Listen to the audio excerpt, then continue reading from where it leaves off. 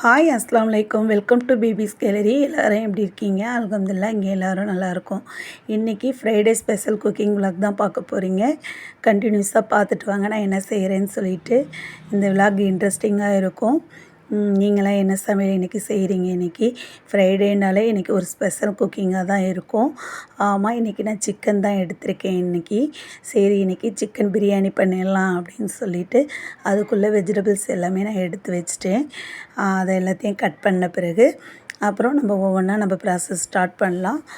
இன்றைக்கி நான் 1 kg chicken தான் எடுத்திருக்கேன். அதுக்குள்ளே வெஜிடபிள்ஸும் எல்லாமே ரெடியாக இருக்குது. சரி, இதுக்கிடையில் பாலை அடுப்பில் ஊற்றி வச்சுக்கிட்டேன். சரி, இன்றைக்கி ஃபஸ்ட்டு அடுப்பை ஸ்டார்ட் பண்ணியாச்சு. சரி, ஃபஸ்ட்டு ஸ்டார்ட் பண்ணோன்னே நம்ம ஒரு டீ சாப்பிட்றது வழக்கம். சரி, பால் காயிட்டோன்னு சொல்லி பாலுக்கு தேவையான தண்ணியை ஊற்றி பாலை காய வச்சிட்டேன். சரி, இதுக்கிடையில் எங்கள் சிஸ்டர் நான் கறி வாஷ் பண்ணி தரேன்னு சொல்லிவிட்டு அவங்க க்ளீன் பண்ணி கொடுத்துட்டு இருந்தாங்க. சூப்பராக க்ளீன் பண்ணிகிட்டு இருந்தாங்க எங்கள் சிஸ்டரு. ஆமாங்க, ஹெல்ப் பண்ணிகிட்டு இருந்தாங்க. சரி, ஹெல்ப் பண்ண பிறகு நம்ம குக்கிங் ப்ராசஸில் நம்ம பண்ணுவோம் அப்படின்னு சொல்லிவிட்டு நான் வெயிட் பண்ணிகிட்டு இருந்தேன். சரி, டீ சாப்பிட்டுட்டு மற்றது ஒன்று ஒன்றா நம்ம ஸ்டார்ட் பண்ணுவோம் அப்படின்னு சொல்லி. இதுக்கிடையில் நான் கத்திரிக்காய் பச்சடிக்காக கொஞ்சம் புளி ஊற வச்சுக்கிட்டேன். கத்திரிக்காய் பச்சடியோட ஷார்ட்ஸ் நான் போடுறேன். அதோட டீட்டெயில்ஸ் நான் ஷார்ட்ஸில் கிளியராக நான் சொல்கிறேன், அதோட மெனு எப்படின்னு சொல்லி. புளி கொஞ்சம் ஊற வச்சுக்கிட்டேன். வேர்க்கடலை போட்டு செஞ்சால் தான் அந்த பிரியாணிக்கு கத்திரிக்காய் கொஸ்துன்னு சொல்லலாம், இல்லை பச்சடின்னு சொல்லலாம், சூப்பராக இருக்கும். அதை நான் எப்படின்னு சொல்லிவிட்டு நான் விலாகில் சொல்கிறேன். கண்டினியூஸாக வாட்ச் பண்ணிவிட்டு வாங்க, ஸ்கிப் பண்ணிடாதீங்க. என்னோடய சேனல் பிடிச்சிருந்துச்சுன்னா லைக் பண்ணுங்கள், ஷேர் பண்ணுங்கள், சப்ஸ்கிரைப் பண்ணுங்கள். பால் காஞ்சிருச்சு, டீயும் போட ஸ்டார்ட் பண்ணிட்டேன். சரி, டீ கொதிக்கிற ஸ்டேஜில் நம்ம சிக்கன் 65க்கு உள்ள வேலையை பார்த்துருவோம் அப்படின்னு சொல்லி சிக்கன் 65க்கு உள்ள மசாலா உங்களுக்கு ஆல்ரெடி தெரியும். அதே ப்ராசஸ் தான். அதுக்கு தேவையான மசாலா எல்லாம் ஆட் பண்ணிவிட்டு தயிர் போட்டுக்கிட்டு கார்ன்ஃப்ளவர் மாவு போட்டுக்கிட்டு இஞ்சி பூண்டு பேஸ்ட்டு போட்டு லெமன் போட்டு அதை நான் இது பண்ணி வச்சுருவேன். நான் பிரட்டி வச்சுருவேன். அது கொஞ்சம் நேரம் வெயிட் பண்ணிகிட்டு இருக்கட்டும். அப்போ தான் நல்லா அந்த மசாலா எல்லாம் அப்சர்வ் ஆகும். ஃப்ரிட்ஜில் வைப்பாங்க, நான் ஃப்ரிட்ஜில் வைக்க மாட்டேன். வெளியில் இருந்தாலே நல்லா அது சூப்பராக அப்சர்வ் ஆகிடும். சரி, அதை ஃபஸ்ட்டு நான் ஸ்டார்ட் பண்ணி நான் எல்லாத்தையும் இது பண்ணி வச்சுட்டேன். இதுக்கிடையில் டீயும் ரெடி ஆகிடுச்சு. டீ குடிக்க ஸ்டார்ட் பண்ணிட்டோம். சரி, டீயை சாப்பிட்டுட்டு நெக்ஸ்ட்டு வேலையை பார்க்கலாம் அப்படின்னு சொல்லி அதுக்குள்ளே வெங்காயம் தக்காளி எல்லாமே கட் பண்ணி எங்கள் அம்மா கொடுத்துட்டாங்க. சரி, இப்போ பாருங்கள் எப்படி இருக்குது கிச்சன் எப்படி இருக்குது பாருங்கள். சரி, ஒவ்வொன்றா செய்ய ஸ்டார்ட் பண்ணிட்டேன். பிரியாணினாலே இந்த பெரிய டபரா எடுத்துடுறது. கீ போட்டுக்கிட்டேன், எண்ணெய் போட்டுக்கிட்டேன். பிரியாணி ப்ராசஸ் உங்களுக்கு தெரியும். இது நான் லேயர் பிரியாணி போடல, இது ஒரே டம் பிரியாணி தான் நான் போடுறேன். கீ போட்டுக்கோங்க, ஆயில் போட்டுக்கோங்க. அப்புறம் நல்லா சூடான பிறகு பட்டை, கிராம்பு, பிரிஞ்சி இலை எல்லாமே போட்டுக்கோங்க. 1 kgங்கிறதுனால இது ஒரு 3 பெரிய பல்லாரி 3 பல்லாரி இருந்தால் போதும். அதை நல்லா நைஸாக இது பண்ணிவிட்டு நல்லா அது கோல்டன் ப்ரௌன் ஆகிற மாதிரி நல்லா ஃப்ரை பண்ணிக்கோங்க. இஞ்சி பூண்டு பேஸ்ட்டு 3 டீஸ்பூன் போட்டுக்கோங்க. ஒரு 5 பச்சை மிளகாய் போட்டுக்கோங்க. எல்லாமே நல்லா அதை வதக்கி விடுங்க. தக்காளி 2 தக்காளி, பெரிய தக்காளியாக இருந்தால் 2 தக்காளி போட்டுக்கோங்க. சின்ன தக்காளியாக இருந்தால் 3 தக்காளி போட்டுக்கோங்க. போட்டு நல்லா அதை ஃப்ரை பண்ணுங்கள். ஃப்ரை பண்ணும்போது தான் பிரியாணி டேஸ்ட் நல்லாயிருக்கும். மிளகாய் பொடி நான் 2 டீஸ்பூன் போட்டிருக்கேன். காரம் வேணும்னா இன்னும் 1 டீஸ்பூன் ஆட் பண்ணிக்கலாம். அப்புறம் பெப்பர் தூள் போட்டிருக்கேன், ஜீரகத்தூள் கொஞ்சம் போட்டிருக்கேன், கரம் மசாலா போட்டிருக்கேன். மல்லித்தலை போட்டுட்டு மல்லித்தலை நல்லா ஒரு கை கொத்து போட்டுக்கோங்க. போட்டு நல்லா வதக்கி விடுங்க. தயிரும் இது வீட்டில் உர ஊற்றின தயிர், அதனால் கொஞ்சம் தண்ணியாக இருக்குது. கெட்டி தயிராக இருந்தால் ஒரு 3 டீஸ்பூன் போட்டுக்கோங்க, குழிக்கரண்டி போட்டுவிட்டு நல்லா அதை வதக்கி விடுங்க. இந்த ஸ்டேஜில் நான் சிக்கன் மசாலா கொஞ்சம் ஆட் பண்ணிக்கிறேன். சிக்கன் மசாலா 1 kgக்கு 1 டீஸ்பூன் 1.5 டீஸ்பூன் போடலாம். தேவையான சால்ட்டு போட்டுக்கோங்க. அந்த டிஷ்ஷுக்கு தேவையான சால்ட்டே நான் போட்டுக்கிட்டேன். போட்டு நல்லா வதக்கி விடுங்க. எந்த அளவுக்கு நம்ம வதக்குறோமோ பிரியாணி சூப்பராக இருக்கும். பிரியாணி ரெசிபி நிறைய நான் போட்டிருக்கேன். சிக்கனை நல்லா வாஷ் பண்ணி க்ளீன் பண்ணி வச்சுருந்த சிக்கனையும் அதில் ஆட் பண்ணிக்கோங்க. ஆட் பண்ணிவிட்டு இதை நல்லா அந்த மசாலா நல்லா அந்த கறியில் அப்சர்வ் ஆகிற மாதிரி நல்லா கிளறி விடுங்க.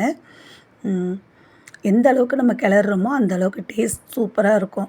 இந்த ஸ்டேஜில் நான் சிக்கன் மசாலா போட்டுக்கிறேன். இது ஒரு 1.5 டீஸ்பூன் போட்டுக்கோங்க சிக்கன் மசாலா. சூப்பராக இருக்கும். பிகினர்ஸ் யாராவது பார்த்தீங்கன்னா இதே மெத்தடில் ட்ரை பண்ணுங்கள். நிறைய நான் பிரியாணி வீடியோ போட்டிருக்கேன், லேயர் பிரியாணி வீடியோ போட்டிருக்கேன், தம் பிரியாணி வீடியோ போட்டிருக்கேன். புதுசாக பார்க்குறவங்க யாராவது இருந்தீங்கன்னா என்னோடய சேனலில் போய் பாருங்கள்.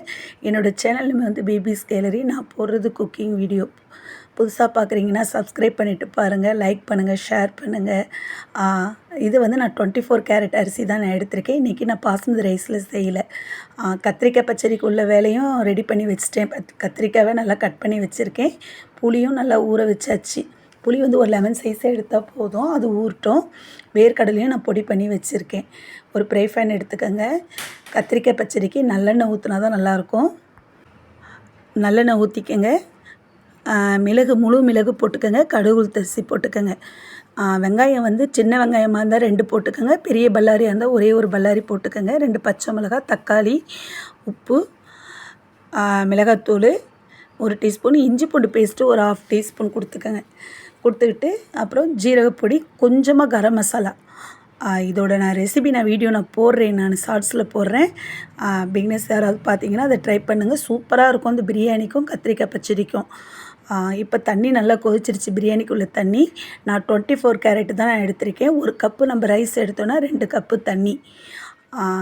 நல்லா தண்ணி கொதிக்கிற ஸ்டேஜில் வந்து அரிசியை வாஷ் பண்ணிவிட்டு போடுங்க. அப்போ தான் ரைஸ் நல்லாயிருக்கும். தண்ணி நல்லா கொதிக்கிற ஸ்டேஜில் அரிசி போட்டால் தான் ரைஸ் நல்லா உதிரியாக சூப்பராக இருக்கும். கத்திரிக்காய் பச்சடிக்குள்ள வேலையும் ரெடி ஆகிட்டுருக்கு. சூப்பராக ரைஸ் இது பாருங்கள், கொதிச்சிட்டு இருக்குது பாருங்கள். சூப்பராக ரெடி ஆகிட்டுருக்கு. நல்லா தண்ணி அப்சர்வ் ஆன பிறகு தான் நம்ம டம்மில் போடணும்.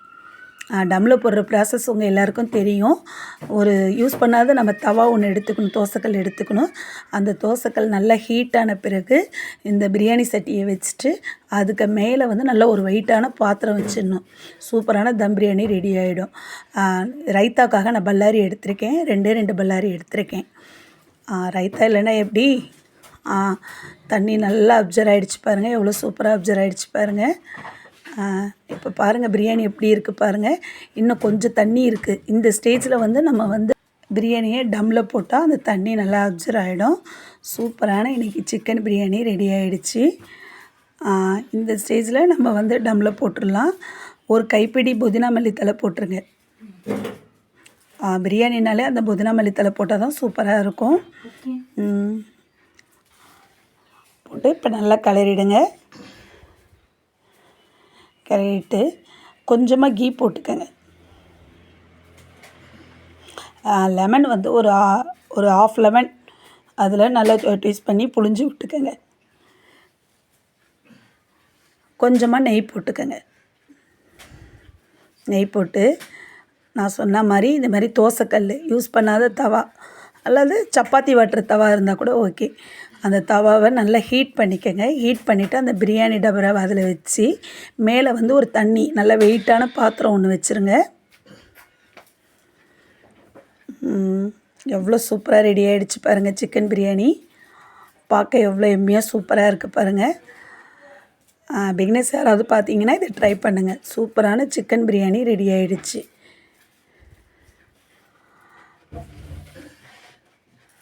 சூப்பராக ரெடி ஆகிடுச்சு. அல்ஹம்துலில்லாஹ். இன்றைக்கி ஃப்ரைடே சிக்கன் பிரியாணி சூப்பராக ரெடி ஆகிடுச்சு. ஓகே, அல்ஹம்துலில்லாஹ். இன்றைக்கி பிரியாணியோட ப்ராசஸ் வேலை முடிஞ்சிருச்சு. அடுத்தது சிக்கன் 65க்குள்ளே வேலை ரெடி பண்ணணும். கத்திரிக்காய் கொஸ்து அது பச்சடி சூப்பராக ரெடி ஆகிடுச்சு. அதுவும் நல்லா வெந்துக்கிட்டு இருக்குது. ரைத்தாவும் ரெடி பண்ணியாச்சு. இப்போ சிக்கன் 65க்குள்ள மசாலா நான் ஸ்டார்டிங்லேயே எல்லாத்தையும் ரெடி பண்ணி வச்சுருந்தேன்.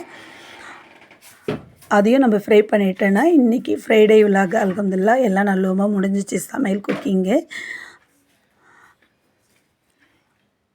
சிக்கன் 65 இல்லைன்னா எப்படி? சூப்பராக ரெடி ஆகிடுச்சு. இன்றைக்கி நம்ம குளிச்சுட்டு தொழுதுட்டு அதுக்கு பிறகு நம்ம சாப்பிட்லாம். உங்கள் வீட்டிலலாம் இன்றைக்கி என்ன ஸ்பெஷல்? இன்றைக்கி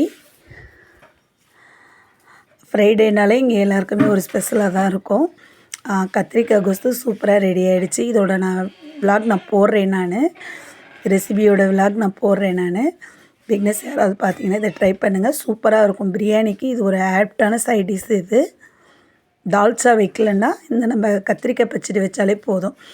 சூப்பராக அல்ஹம்துலில்லாஹ் எல்லோரும் குடிச்சிட்டு தொழுதுட்டு அதுக்கு பிறகு சாப்பிட்டுட்டு மல்லிகைப்பூ வந்துச்சு, மல்லிகைப்பூவும் வாங்கி நாங்கள் கட்டி வச்சோம். ஆமாங்க, நானும் எங்கள் சிஸ்டரும் சேர்ந்து தான் நாங்கள் மல்லிகைப்பூ கட்டினோம். ஆமாங்க, இது பூ சீசனுங்கிறதுனால பூ நிறைய வர ஆரம்பிச்சிருச்சு. என்னோடய சேனல் உங்களுக்கு பிடிச்சிருந்துச்சுன்னா லைக் பண்ணுங்கள், ஷேர் பண்ணுங்கள், சப்ஸ்கிரைப் பண்ணுங்கள்.